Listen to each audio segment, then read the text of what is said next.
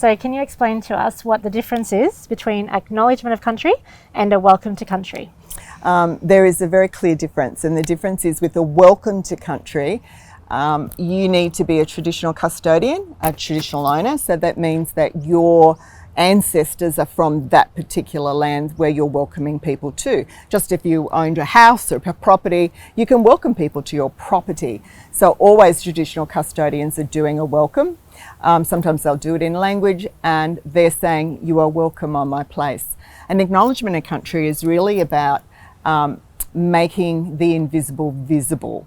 So we're saying anyone can do it.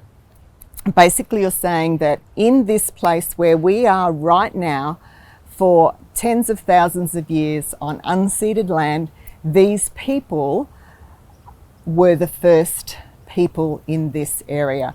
And that's so important. It's acknowledging that before all of the buildings and all of the roads and things that you see around here, there were people who lived here for tens of thousands of years, who nurtured and cared that land.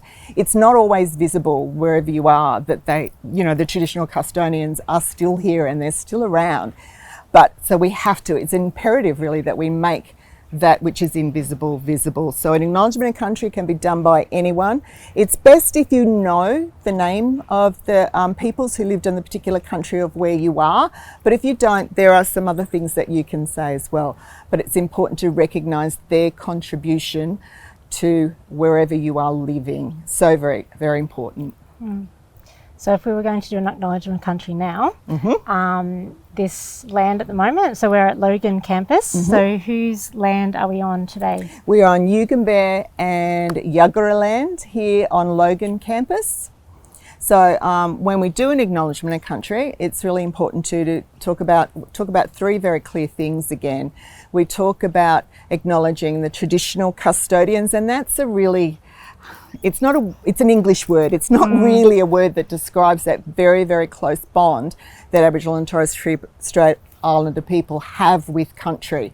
It doesn't describe the nurturing, but also how it envelops you. You are in country. The trees, the clouds, the weather, the plants, the sea, everything is so important, and it's sort of intertwined with who you are as a person.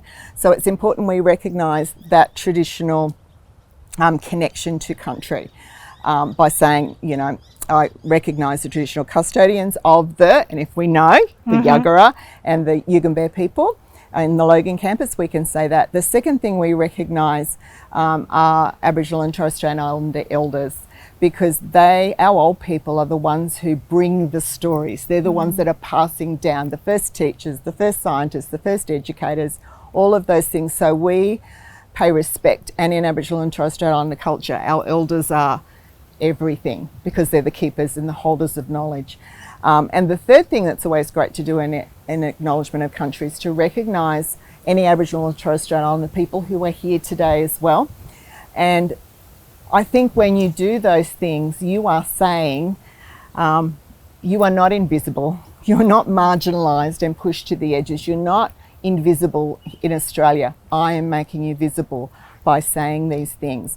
And when it comes from someone who's not Aboriginal and Torres Strait Islander, it just means so much more. I think it's not to say that we don't do good acknowledgements, we do, but in terms of reconciliation, again, it's that coming together. It's by recognising, I am not Indigenous, but I'm here saying I want to recognise and I want to make visible the people who were here first underneath all these buildings and everything else we see around us. I think that's really important because often when we talk about Aboriginal and Torres Strait Islander people and customs and things like that, it's sort of set in the past. Yes. And so I think that like the part you said about acknowledging who's here today really brings that into people are still here.